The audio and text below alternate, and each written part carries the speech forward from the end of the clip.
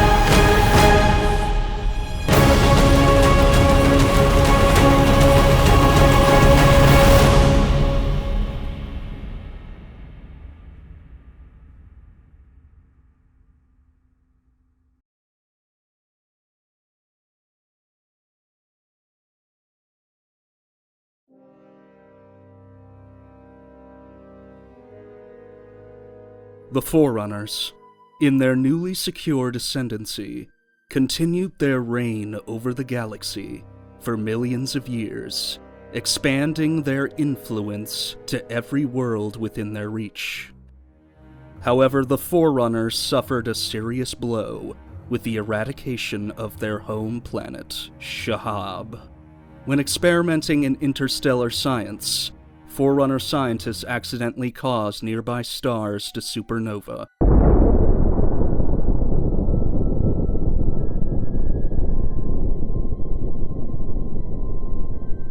Forerunner losses were immeasurably high. In the year 122, 990 BCE, the Forerunners re-established themselves, creating their own empire, known as the Ecumene. At the center of their administration was the capital of Mithrilion, an artificial world with circular plates that connected to the central spine, giving it the appearance of a separated planet. Over time, the extermination of the precursors faded from Forerunner memory, though the Forerunners would uncover the truth of the precursors' demise. But we'll save that story for next time.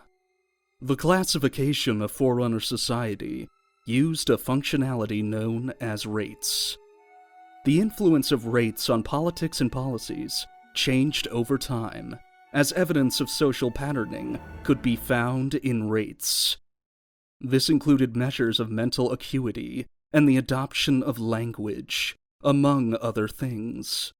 The Forerunners complied with the rules of the Mantle, which set forth a code of behavior for those who possess and serve as caretakers of the galaxy. They oversaw and provided guidance to those they deemed less advanced. This created a system of checks and balances, which protected the Mantle from being misinterpreted. When the Forerunners reached adulthood, they adopted a rate which allowed them to develop scientific, artistic, or martial skills. This included modification of their bodies, related to their occupation and/or social group. Rates could be modified through genetic engineering to adapt to the Forerunners' role, occupation, and intellect.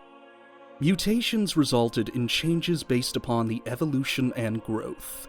Many Forerunners retained a single rate that mirrored that of their parents. By the end of their civilization, the major rates included builders, miners, life workers, warrior servants, and engineers.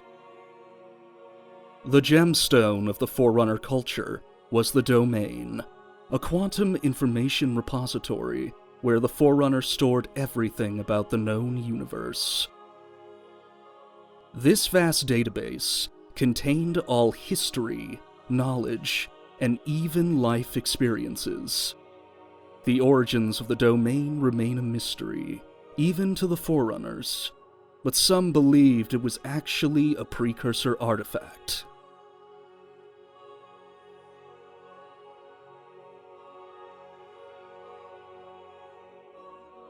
Outside of Ecumene territory, another species was prospering as well: ancient humankind. The ancient humans were a sapient bipedal species that originated on Earth, or Erde Tyrene as the Forerunners called it. Like the Forerunners, humanity would grow into a space-faring civilization, spanning over many solar systems, which would come to capture the attention of the Forerunners. Eventually, humankind came across another species, known as the Sunshayumi, an advanced alien species whose descendants founded the religious interspecies coalition of aliens, known as the Covenant. These two species would form an alliance centered on the planet Charam Hakor, which some suspected to be a precursor hub world. Both species created a well-established empire. For a time, there was peace. But this peace wouldn't last forever.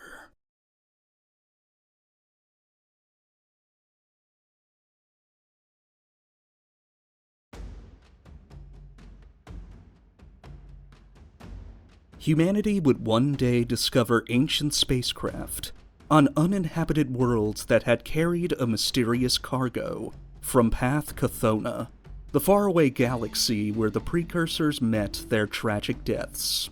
The shipment contained glass cylinders with fine powder. Upon discovering this odd substance within the ancient ships, human scientists performed numerous tests on the powder. They found that it was harmless to both humans and Sunshayumi, but it did cause changes in the behavior of lower animals, especially animals such as the Pheru, which were popular among the human Sunshayumi Empire. As a footnote to the animal test subjects, the Pheru were gentle creatures that originated from the planet Fon Hakor. It was customary in human society to have a Pheru as a pet. They would also eventually become popular within the Sunshayumi culture. Human scientists presented the Pheru with small quantities of the powder, and instantaneously, they became more affectionate and charismatic. Soon after, the Pheru treated with the powder started being trafficked through black markets, out of the control of human governments. Both human and Sunshayumi societies now had powder-treated Pheru as loving companions, though they were unaware of the damning consequences that would come of it.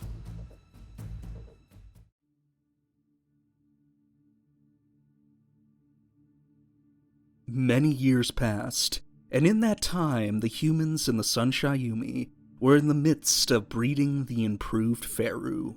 But then something extraordinary happened. The Pheru developed growth-like mutations in their fur.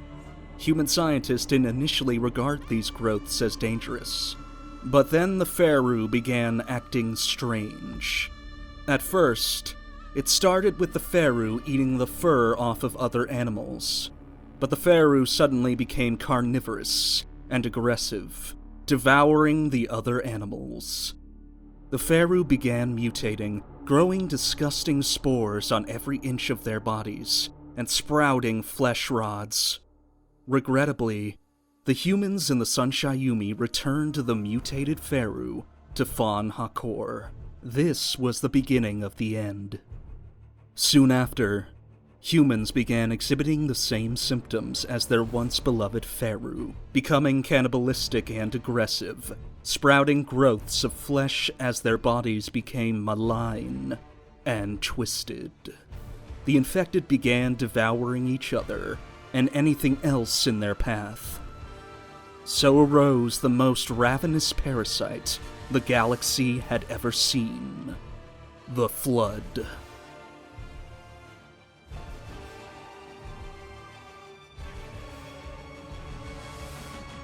The plague spread to other planets within that region of the galaxy, and slowly it devoured them. To contain the Flood outbreak, planetary systems went into quarantine, but alas, many parasites escaped, spreading the plague to hundreds of worlds in 15 systems. It is here that we turn our attention to the most perplexing creature in the story thus far. He is known only as the Primordial. The Primordial was detained in a precursor prison on Charum Hakor, until discovered by ancient humanity. Eventually humans would learn to communicate with the creature for short spans of time, and the Primordial was used as a kind of oracle, where people sought answers to the mysteries of philosophy and physics. However, when humanity came to ply the creature with questions this time, it was about the Flood. The Primordial gave them the answers that they sought, and the truth traumatized them. Rather than living with this knowledge, several of these humans committed suicide. In time, communication with the Primordial ceased, and the humans placed a time lock on the Primordial's prison to prevent the creature from escaping. At the height of the war, the humans and the Sunshayumi assembled their armies under the command of 4th Encho, a master tactician who was given the title of Lord of Admirals. The war with the Flood went on for years, and both races fought to keep the parasite from spreading. However, despite their efforts, the Flood seemed unstoppable. But there was still hope. Humanity had discovered a cure. Finally, a way to combat the Flood, at the risk of more lives being sacrificed. A third of the human population was altered with destructive genes and placed themselves in the Flood infestation. The Flood was unable to defend itself, and many died off. As a result, the last of the Flood disappeared into the unknown parts of space, and wouldn't be seen for a long time.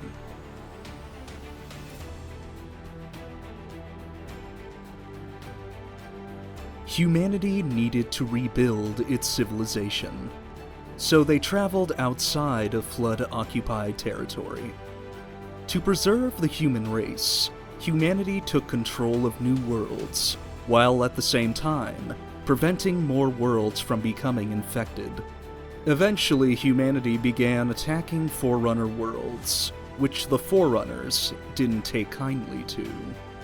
The Forerunners struck at disputed worlds with staggering firepower, which eventually drove humanity and the Sunshayumi to a handful of unoccupied sites that remained free from the Flood.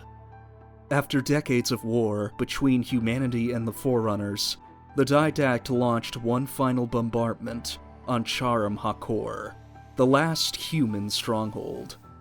The siege would last 3 years. Yet the war would come to an end when the Sunshayumi made a deal with the Forerunners. To save their race from extinction, the Sunshayumi betrayed their alliance with humanity and opened the borders to Charam-Hakor.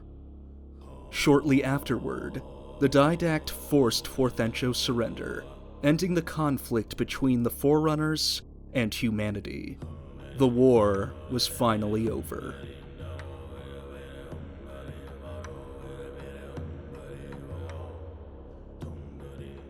After the war, the Forerunners would finally learn the truth about the Flood, and how they mysteriously disappeared. This would leave the Forerunners with more questions, and then answers. Subsequently, the Forerunners were on the fence about whether or not to eliminate their enemies from the universe. In the end, to uphold the principles of the Mantle, the Forerunners spared humanity by devolving them to a primitive state, with an inconsequential understanding of their former glory. They were then sent back to their native planet, Erde Tyrene, under close supervision of the Forerunners. As for Forthencho and the other humans on Charam-Hakor, they were subjected to the Composer. The Composer was Forerunner technology that transformed intelligent life forms into raw data. Its original purpose was for the Forerunners to escape death by copying their essences and transferring them into younger bodies. However, this endeavor failed. Combining these composed essences with new bodies produced disturbing abominations. As a result, the Forerunners abandoned the project entirely. Regardless, the Forerunners created a network grid of composers to empty the human essences on Charam-Hakor. These essences would be examined thoroughly to determine if humanity had discovered a cure to combat the Flood. Yet someone else had other plans in mind. Secretly, a life worker by the name of First Light weaves living song, otherwise known as the Librarian, joined together the human essences with the devolved humans of Erde Tyrene.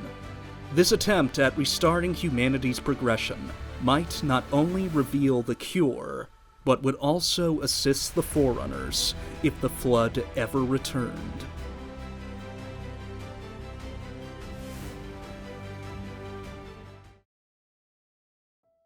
After listening to a list of recommendations, Forerunner leadership considered two proposals. The Didact, belonging to the warrior servant rate, suggested the construction of shield worlds, impenetrable fortress worlds in various sizes. Potentially, these shields protected massive populations and could snuff out the flood infestation in infected systems. The Master Builder, the leader of the Builder Rate, offered a different alternative.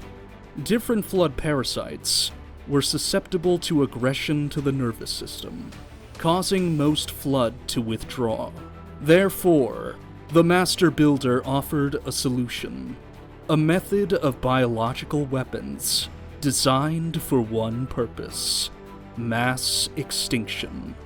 The Council made its decision and chose the Master Builder's proposal. Initially, the Builders came to a compromise and constructed the Didact shield worlds. At the same time, they achieved their ultimate goal.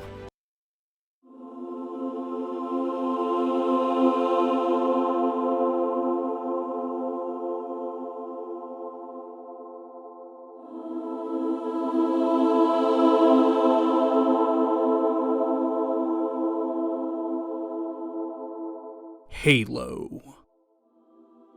Each Halo installation could eliminate the flood parasite and their source of sustenance: conscious life. Altogether, Halo was the offensive weapon, whereas the shields were the defensive weapon. To operate this weapon system, the Forerunners developed an artificial intelligence called Mendicant Bias. It too would be used as a weapon to counteract the flood. The Halo installations were built on a massive structure known as the Ark. They were constructed as ring worlds of roughly 30,000 kilometers in size and sustained life. With a series of pulse generators, every installation could produce linear bursts of energy with immense killing power, wiping out all life within the blast range. Without life in the universe, the Flood wouldn't have hosts to feed on, and thus, they would starve. During the construction process, the builders discovered a problem. Due to the ring's enormous size, it would have been impossible to move the installations to various corners of the galaxy. To make the weapon functional and the development more efficient, the builders created the Lesser Ark. This resulted in the ability of the Halo rings to fire a spherical pulse, devastating to their targets. You would think that now that the Forerunners have a weapon as devastating as Halo, they would have the means to beat the Flood. But don't be so sure, for things don't always seem as they are.